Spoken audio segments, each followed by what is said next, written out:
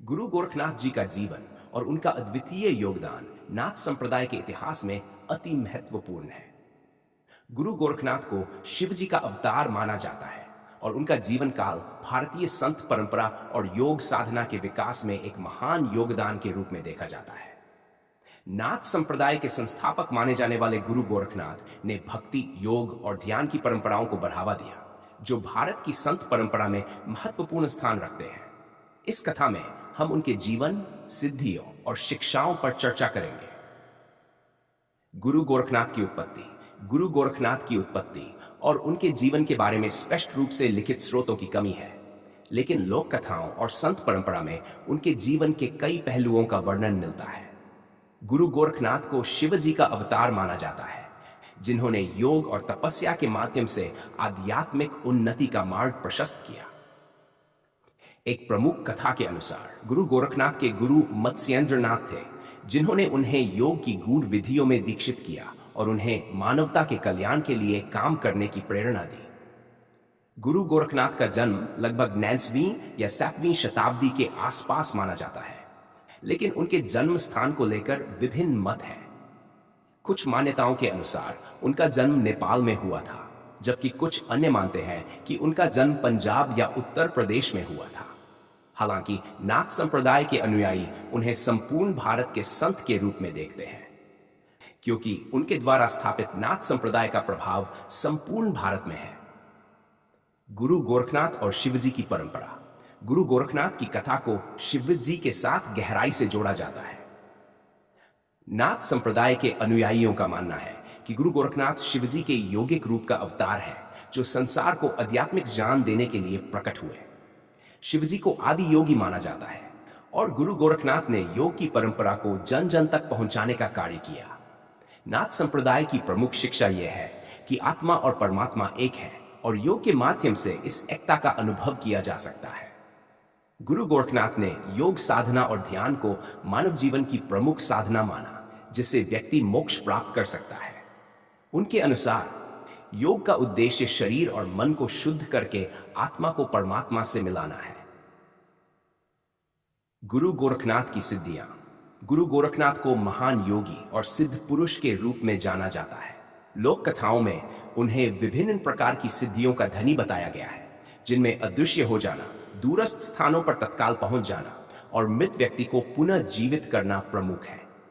लेकिन इन सिद्धियों का उनका उद्देश्य केवल दिखावा नहीं था, बल्कि उनका मानना था कि योग साधना के माध्यम से इन सिद्धियों को प्राप्त किया जा सकता है और इनका प्रयोग मानवता की सेवा के लिए किया जाना चाहिए।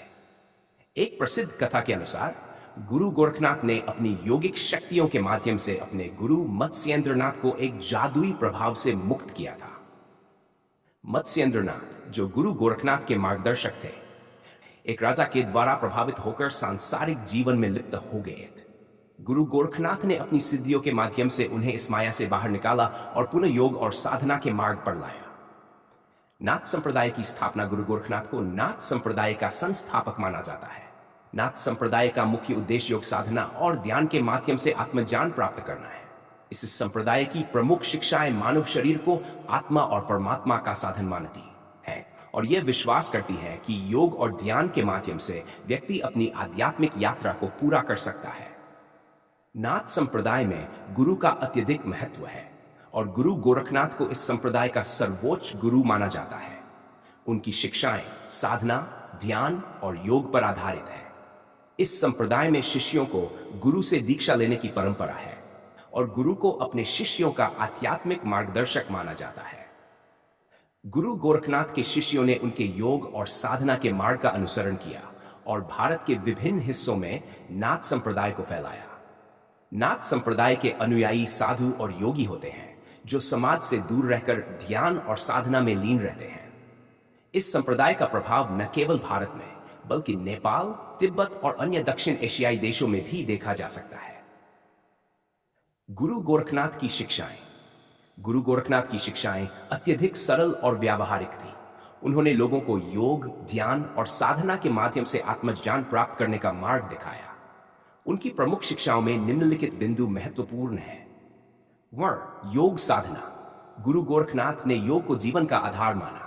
उनके अनुसार योग के माध्यम से व्यक्ति न केवल शारीरिक स्वास्थ्य प्राप्त कर सकता है, बल्कि मानसिक शांति और आध्यात्मिक उन्नति भी प्राप्त कर सकता है। उन्होंने हठ योग और राजयोग की शिक्षाओं को विशेष महत्व दिया। दा शरीर और आत्मा की शुद्धि। गुरु गोरखनाथ ने शरीर और आत्मा की शुद्धि को योग का मुख्य उद्देश्य बताया।